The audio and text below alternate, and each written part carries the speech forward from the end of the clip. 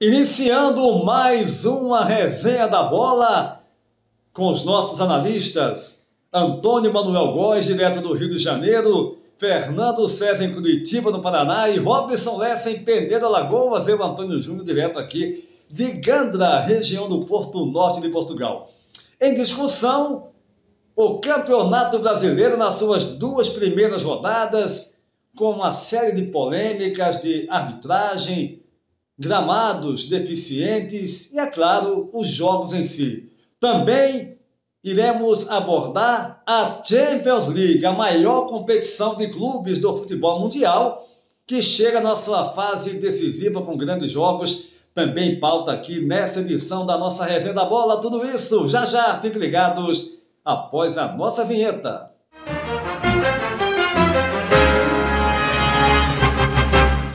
E a gente inicia mais uma Resenha da Bola.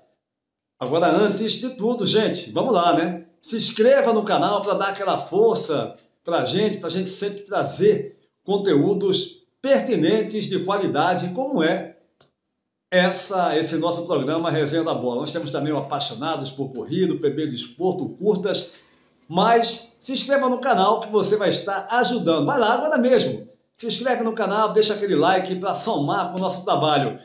Vamos iniciar essa Resenha da Bola indo ao Rio de Janeiro. O nosso primeiro assunto nessa Resenha da Bola é o Campeonato Brasileiro, que nas duas primeiras rodadas já tem muita polêmica. Eu começo contigo, Antônio Manuel Góes, aí no Rio de Janeiro. Quais foram essas polêmicas? Quais foram as questões que você coloca como principais que negativamente chamaram a atenção de todos? Hein, Antônio Manuel Góes, um abraço! Olá, Antônio Júnior, Robson Lessa, Fernando César e seguidores desta Resenha da Bola. Cumpridas duas rodadas do Brasileirão Série A, chamaram-me a atenção dois problemas de específicas gravidades que põem em xeque a sequência da temporada. O primeiro, os gramados ruins, prejudiciais à esperada desenvoltura dos atores dos prometidos espetáculos de futebol.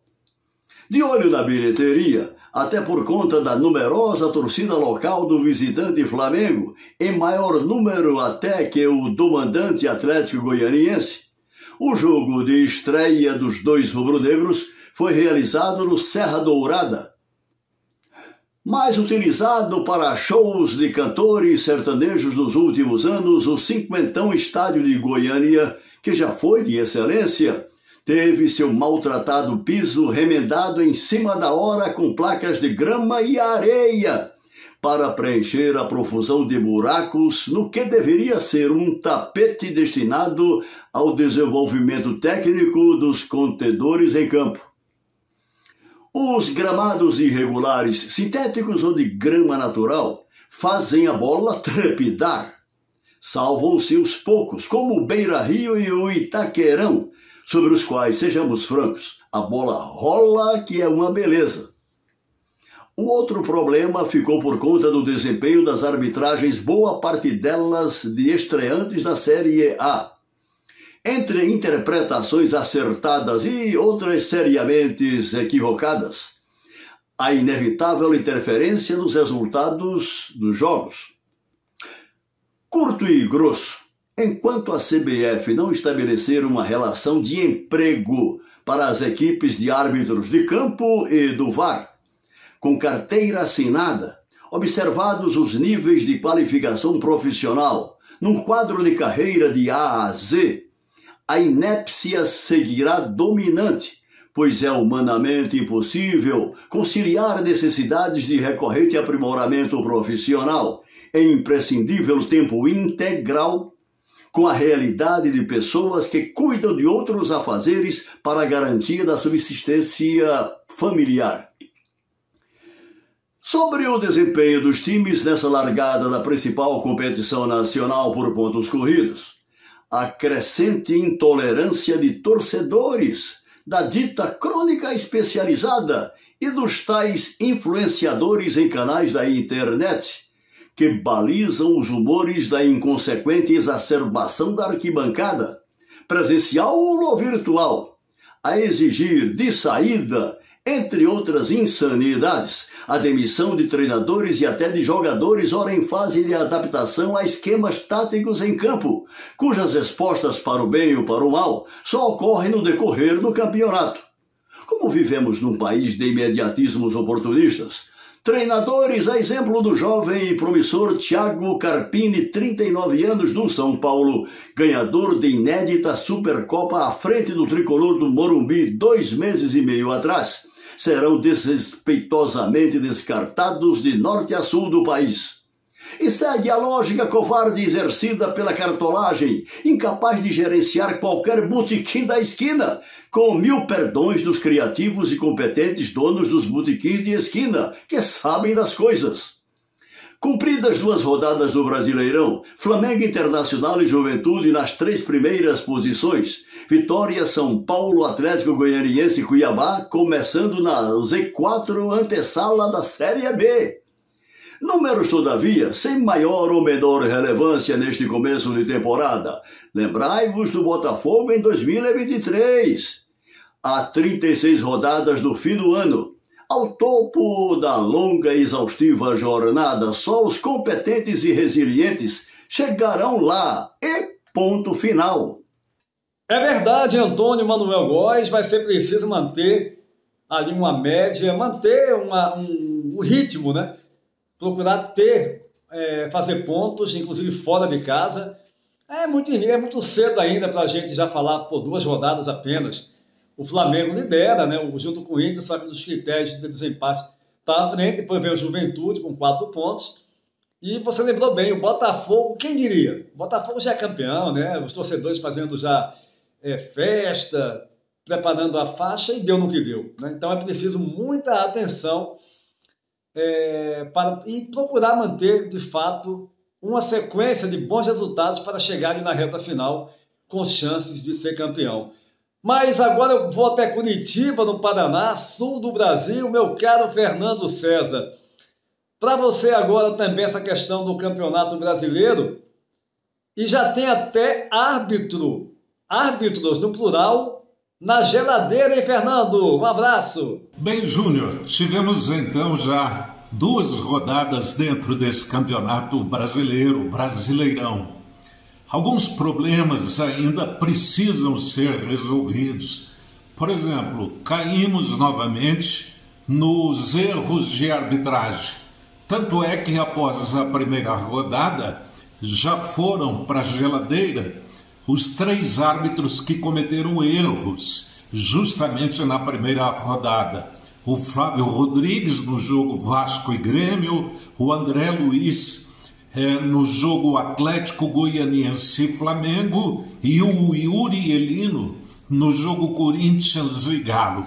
Além de erros, a falta de entendimento com o VAR, né? O VAR a gente observa gravações quando dúvidas ocorrem, como tivemos, repito, nessa primeira rodada, e os árbitros, mesmo com a recomendação daqueles árbitros do VAR, acabam indo contra as recomendações e aí há um desentendimento, além, claro, daquela velha demora para chegar a uma conclusão em prejuízo ao espetáculo.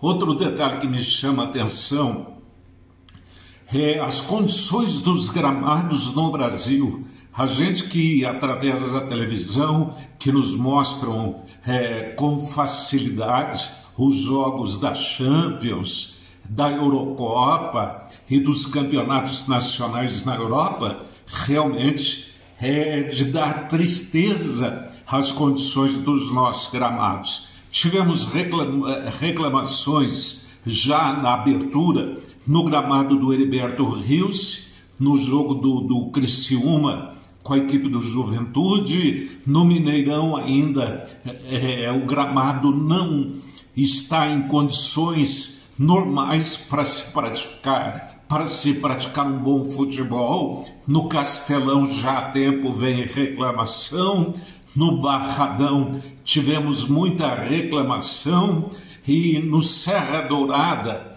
no jogo do Flamengo com o Atlético Goianense, idem. O técnico Tite também andou reclamando bastante e mais recentemente aquele problema da chuva em que as condições da drenagem da Fonte Nova realmente mostraram que precisa de cuidados especiais, porque o jogo ficou paralisado um bom tempo devido ao estado do campo, do gramado, que ficou bastante encharcado. Enfim, a gente critica porque quer ver, tanto na arbitragem do futebol brasileiro, como nas condições do campo, que é a primeira regra do futebol, situações mínimas para se praticar um bom futebol. Tá legal, Fernando. De fato,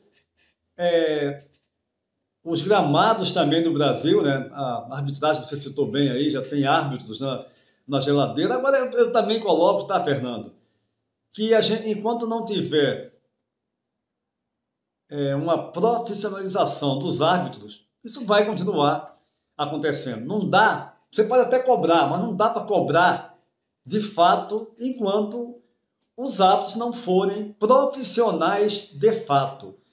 E com relação aos gramados, no Brasil se preocupa mais com o estádio, né? Assim, o gramado mesmo, relvado, como se fala aqui em Portugal, aí fica para segundo, terceiro plano, lamentavelmente.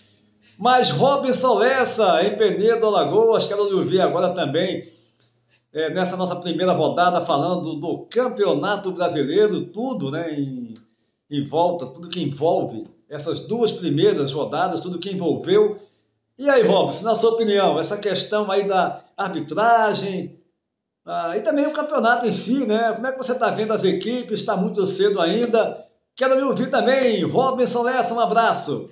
Olá, Júnior. Olá, amigos internautas. Voltando aqui para falarmos sobre as coisas pertinentes ao mundo esportivo de uma maneira geral, dizendo que o Campeonato Brasileiro começou, até o momento 2 rodadas foram disputadas e tivemos aí alguns resultados que confirmaram favoritismos, tivemos outros que frustraram a expectativa de torcedores, mas tivemos principalmente na primeira rodada mais uma vexatória performance dos árbitros que compõem o quadro da Confederação Brasileira de Futebol e da própria FIFA. Árbitros brasileiros que deixaram muito a desejar, conseguiram a proeza de, na primeira rodada, 3 deles serem suspensos por parte da entidade, deverão passar por um processo de reciclagem. Resumindo, entraram na geladeira. Então, isso aconteceu na primeira. Menos mal que na segunda, a arbitragem não foi o principal ponto de atração. Isso é importante, a gente ter ciência disso. E a gente espera que, com a sequência das rodadas, a gente tenha menos problemas concernentes a VAR, arbitragem de uma maneira geral. Acho muito difícil isso acontecer, porque nossos atos, a gente sabe das limitações dos mesmos em todos os aspectos, técnicos, físicos, de coragem, e muitas vezes tanto juízes, quanto auxiliares, quanto assistentes de VAR, a gente vê realmente que falta pulso, falta comando para eles decidirem de imediato determinadas situações. A gente vê o VAR operando no continente europeu e quando ele intervém, e isso é muito pouco, diga-se de passagem, a resolutividade é no curto período de tempo. Aqui no Brasil não, 3, 4, 5, 6 minutos, quer dizer, é um negócio absurdo, falta de coragem para assumir a responsabilidade. Fica um empurrando para o outro. Mas tecnicamente falando, o campeonato começou e Não vi grandes novidades, tá? Flamengo e Inter lideram a competição, ambos com 6 pontos. Flamengo na primeira colocação por conta dos critérios de desempate. Todavia, o futebol de nenhuma das equipes até o momento chamou atenção especial. Deveremos ter mais uma vez um campeonato brasileiro equilibrado, nivelado por baixo, e aí vamos ver aquela equipe que tiver melhor elenco, uma superior qualidade técnica, terá maiores chances de se sagrar campeão. A priori, no nosso modo de entender, mais uma vez, Flamengo, Palmeiras e Atlético Mineiro são os maiores favoritos ao título do Brasileirão 2024, Júnior. É isso aí, Robinson Lessa vai ficar mais ou menos por aí mesmo, nesses três. Na minha opinião, o favoritismo maior, é claro, minha de todos, eu acho, Flamengo e Palmeiras. Aí vem o Atlético. Pode aparecer alguma surpresa? Um amigo meu estava até falando, tricolor paulista, ele, o São Paulo vai reagir, agora contratou o Luiz Zubeldia, que é aguardado neste sábado em São Paulo, né, para assinar o contrato, o ex-treinador da LDU até o mês de janeiro último, campeão da Sul-Americana, enfim, é um bom técnico, novo, 43 anos, ele que jogou até os 26 anos, 27, teve uma contusão séria e deixou os gramados, já tem uma experiência boa como técnico, treinou também aqui na Europa, foi treinador aqui no continente europeu, enfim. Mas eu acho que vai ficar nesses três mesmo. Não vejo um time como um novo Botafogo, ou mesmo o Botafogo, um novo Botafogo fazer o que fez a equipe alvinegra no ano passado, né, até a parte ali, perto já da parte final, e depois entregou o ouro ao bandido.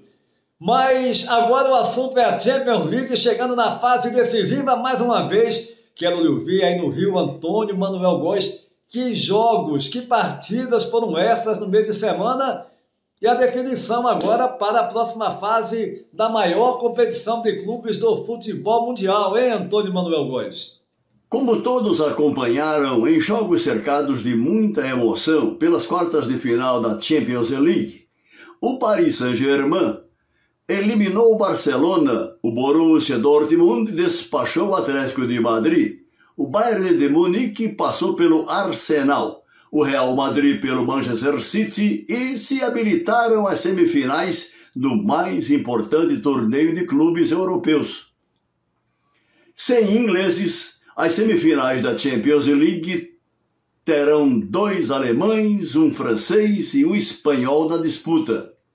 O Real Madrid é o disparado ganhador dos 2 formatos da Liga dos Campeões Europeus, 14 troféus, o último deles na temporada 2021-2022 contra o Liverpool, 1-0, gol de Vinícius Júnior. A última vez sem clubes da Premier League em semifinal do torneio europeu foi na temporada de 2019 e 2020. Disputada entre 2 franceses, Lyon e PSG, e 2 da Bundesliga, Bayern de Munique e Leipzig. Na decisão, deu Bayern de 1-0 sobre o Paris Saint-Germain. O Manchester City esteve entre os 4 melhores das temporadas de 2021 a 2023 e foi vencedor ano passado ao derrotar a Inter de Milão. Zerado em títulos continentais, o Arsenal só chegou a uma final, 2006, em que perdeu para o Barcelona. Antes da atual temporada, o alvirrubro londrino participou pela última vez da competição em 2016-2017, eliminado nas oitavas de final. O Bayern de Munique já levantou 6 troféus dos 2 formatos da Champions League. O PSG jamais conquistou o principal torneio de clubes europeus, apesar das impactantes presenças pouco tempo atrás de Messi, Di Maria, Neymar e Mbappé. Nas semifinais da atual temporada, o Bayern receberá o Real Madrid próximo dia 30 em Munique, com o jogo de volta no Santiago Bernabéu em 7 de maio. Já o Borussia Dortmund fará o jogo de ida em casa contra o PSG no feriado de 1º de maio e irá a Paris para a volta no dia 8. Os ingleses têm presença garantida na finalíssima da Champions League, sim, em 1º de junho, mas sentadinhos nas cadeiras do histórico e reconstruído estádio de Wembley, na capital do Reino Unido, Antônio Júnior. Pois é, Antônio Manuel Góes, os ingleses restam, né? Olha, se resta para a turma da Inglaterra, para os ingleses, agora irão assistir sem dúvida alguma 2 grandes jogos.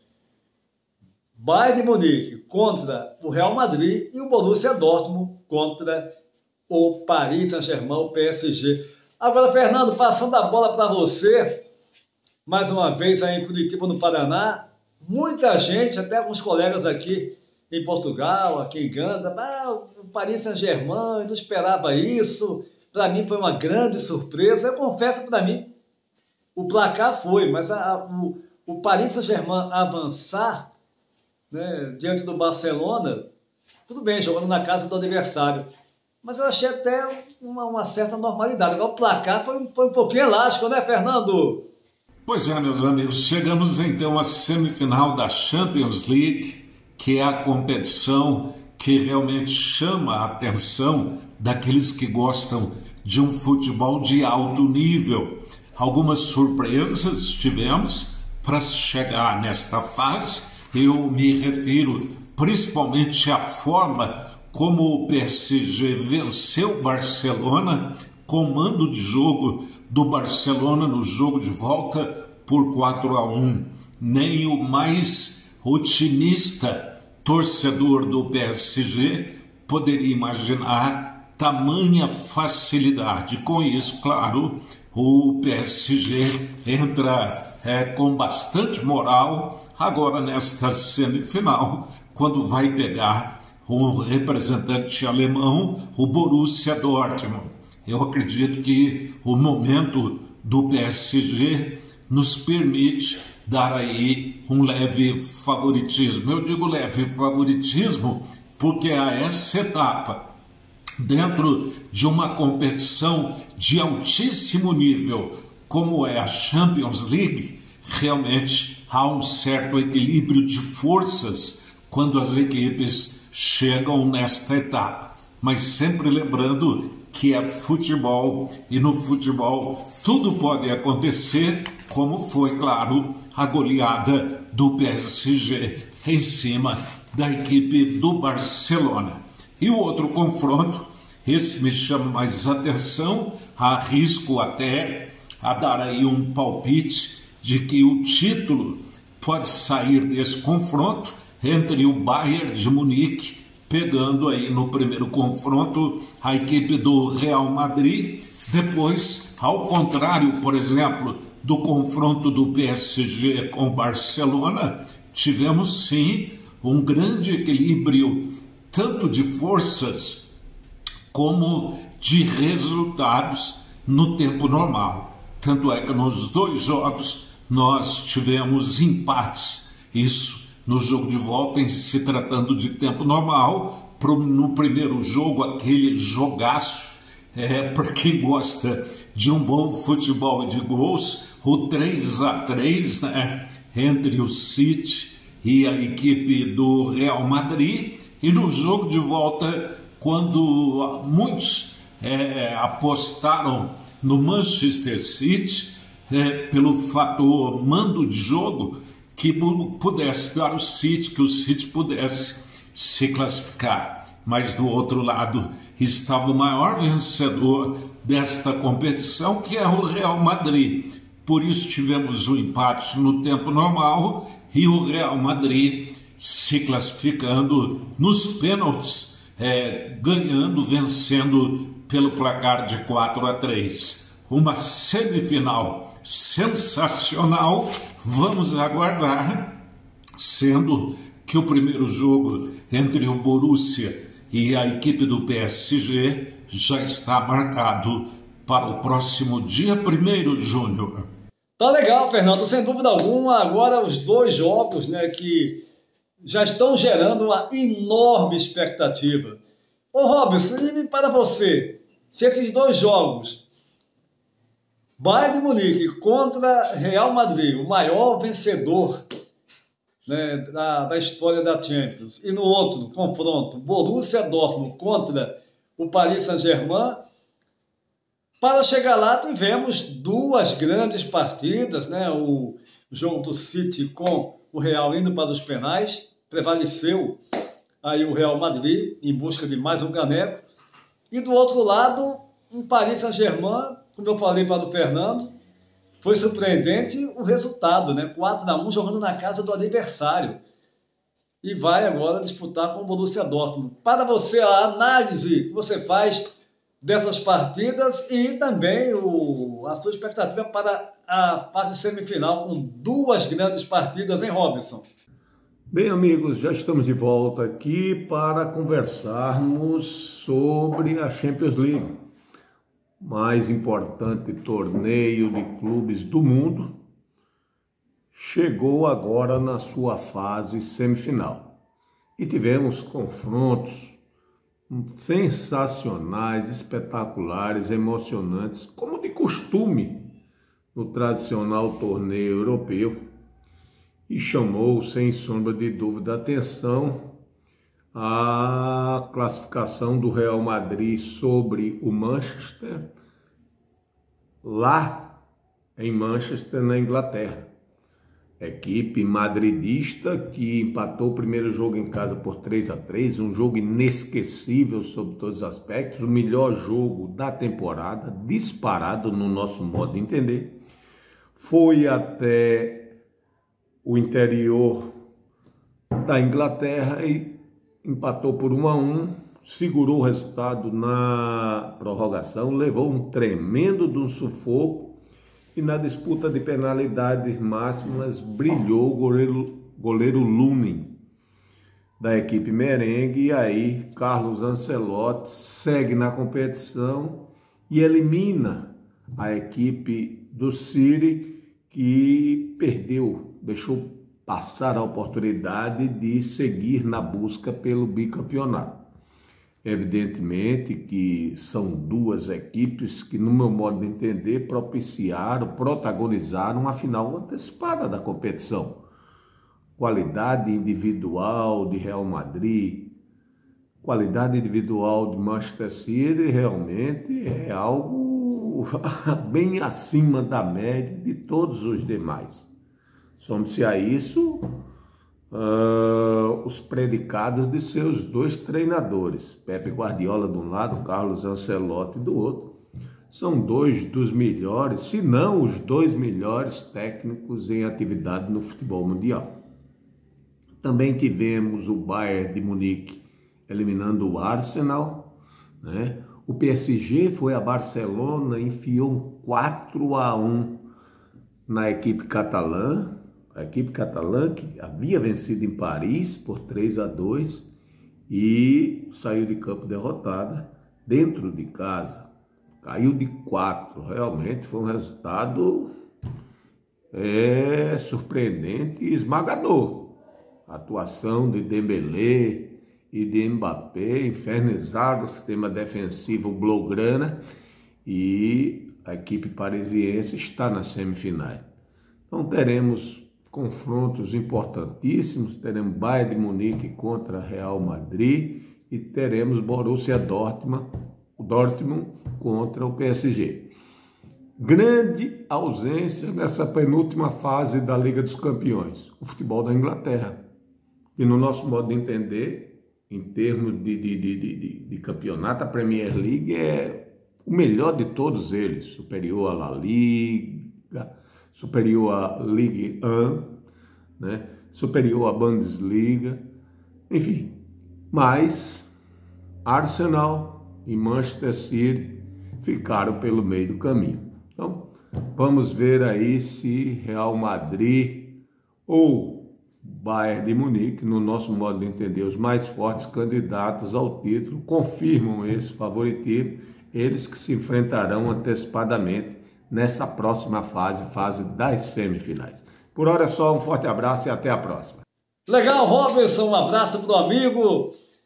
Também vejo por aí, né, duas partidas que prometem muito. Né? Champions é Champions, né? É um outro patamar, sem dúvida alguma.